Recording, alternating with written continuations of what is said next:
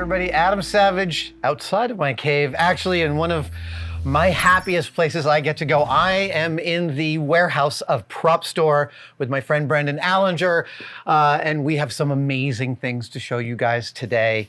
Good morning, Brandon. Welcome back. Good to see you. It is always good to see you, dude. And I have a hard time talking in this space, I'm realizing, because all I want to do is keep on drifting towards things and look closer at them.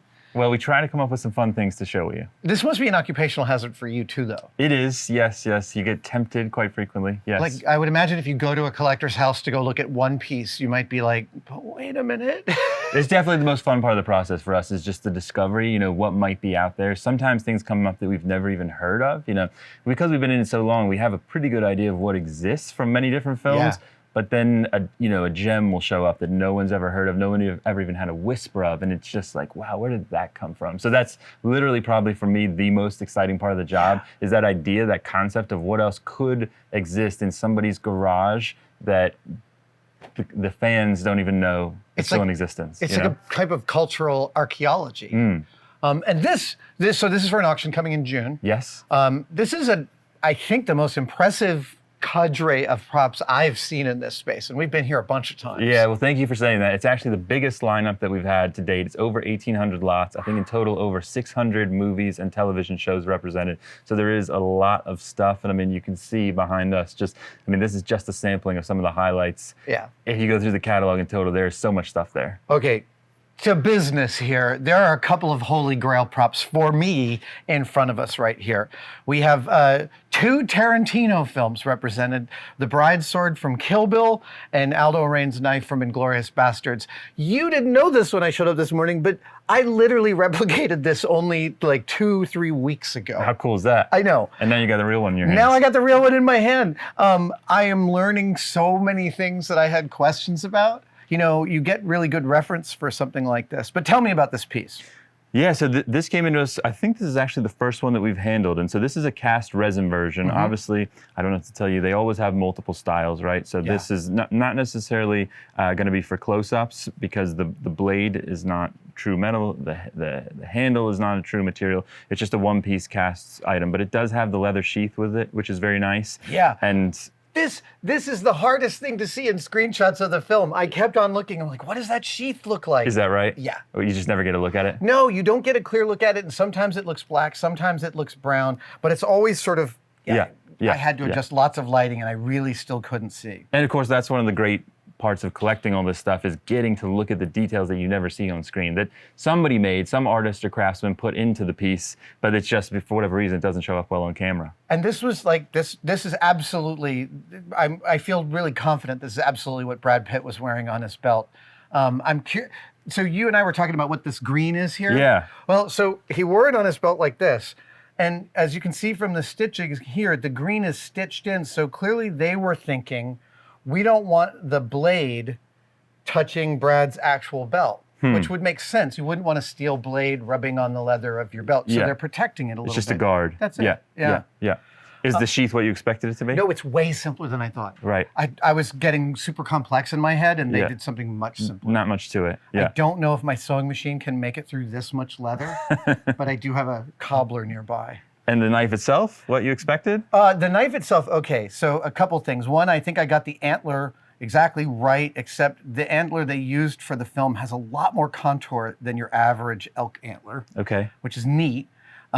This bald patch is actually one of the forks of the antler, and they've painted it to match the original I can see, which is, there's the outside of the antler, then there's this bony shell, and then on the inside there's the marrow.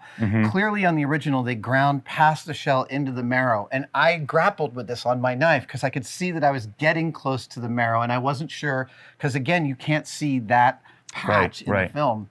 How far to go? But it's the head at the center of the star on the butt that is the thing that I had no idea was there. Yeah, again, a detail you would never pick out on camera unless they specifically went out of their way to show it to you. I know. That's awesome. It's beautiful work, and it is a gorgeous, and ridiculously large knife. You can kind of tell, I've never heard him talk about it specifically, but you can really tell that Tarantino's into his props, right?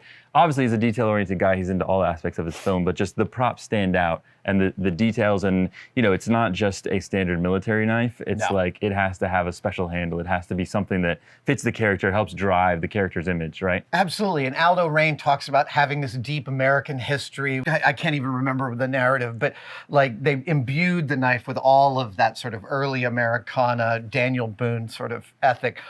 Sam Harris, who played one of the bastards, the actor from Freaks and Geeks, told me, I was asking him, because we were backstage at a thing, I was like, tell me about being on a Tarantino film. And he said exactly what you said. The depth of the props.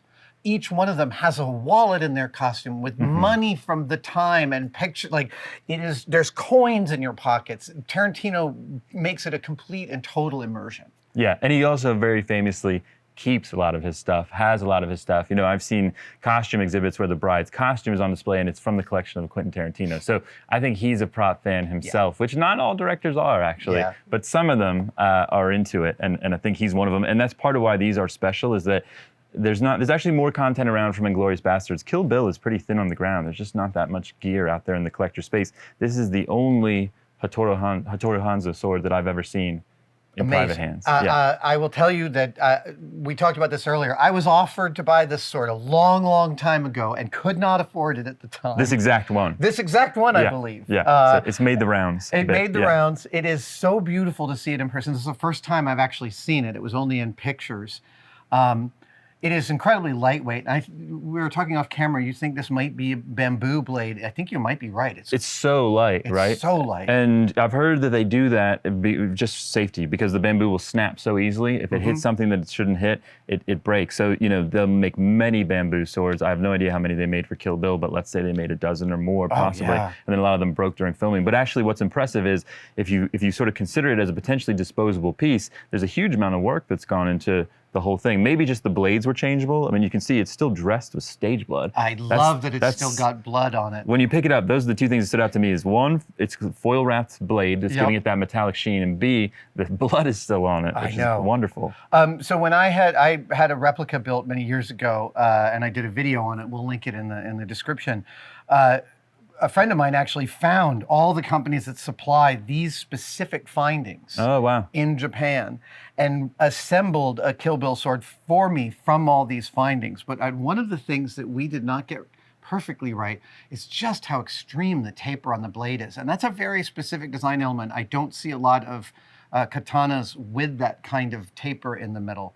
And I think it makes it a particularly beautiful piece. Interesting. Yeah, it's I hadn't really thought about that element of it, but now that you pointed it out, I can see it. Yeah. The ray skin on the underside. So like you're absolutely right. All of this work for the hilt is real sword wrapping. There's no way to budget to do this on a budget. Right. You have to do it for real. Yeah. And the sheath as well. The sheath as well. So this is a detail which I put on my sword that nobody gets right. This brass ring that's about a third of the way up the scabbard. Oh wow, this is actual brass. Holy cow. I thought this was Mylar tape, but this is actual really thin, probably 10 thou thick brass pieces lining the edge of this. Wow. So again, just the quality that's coming through, I mean, they're spending some money to make these things, right? The lioness hand carved it's a beautiful lioness carved in there. That's another detail that is not common, that people don't quite get right. Yeah, and I think the sheath itself is made of wood also, right? Yeah, I think it's a real thing. Yeah. It also tapers to a really thin, it tapers from the fat to the thin, which... Oh yeah, look at that. I have this piece and it doesn't fit on mine. I had to kind of manufacture my own for that. Having spent so much time living and breathing these pieces, looking at them in pictures and screenshots, it is a crazy delight to see them in person. And you know how some props just kind of embody the whole film? I feel like this sword is totally that. Like if you think of Kill Bill, you really think of her with the sword and those action sequences and all the shenanigans that happen with the crazy 88. And well, there's that lovely scene in Hanzo's place where she picks up the sword and gasps at how light it is. And I can easily imagine that being a genuine thing, right? Because this weighs ounces. Yeah. Right? Maybe 4 or 5, maybe half a pound at the most. Yeah. And it's really when the props kind of get their moment to shine. The props almost become a character in themselves, the great props. Yeah. Oh, incredible. Brandon, this is an amazing pairing. I know you're not selling them as a set, but I love that these are out in the world again. And if someone's a Tarantino fan, the opportunity to potentially buy both at once, it's instant Tarantino collection. So, yeah. Someday you're going to have to find the prosthetic of Christoph Waltz's forehead and auction it off as a go-with. You know, we never had that, but I feel like we had the Lucy Liu head many years ago. You did, the right? Slice off head with Yes. the exposed brain. Yeah, because that was all K&B Effects that did that work. Greg Nicotero and Howard Berger did all the creature effects, and we did actually have some pieces in the past from it. Amazing. Yeah. They also did Bastards, didn't they? They did. Yes. Yeah. They've got the Tarantino relationship. Yeah. So they did the shot up Hitler body and all those sort of things for Bastards. Yeah. I will tell you one more thing about the elk horn, is that I worried that the right here where the handle meets the guard was too thick on my knife, and I can see that they grappled with the same issue here. Also, everyone in the comments told me that I should have inset the brass into the handle, and that is to mean to draw a line where the brass is, carve away the handle, and make the brass match. And I think it's pretty clear on this that it does not do that. It's raised. I surmised that it is raised, and so I got it right. Brandon. Victory. Victory! All right, guys. I think that will do it for this. What an amazing pairing. Dude.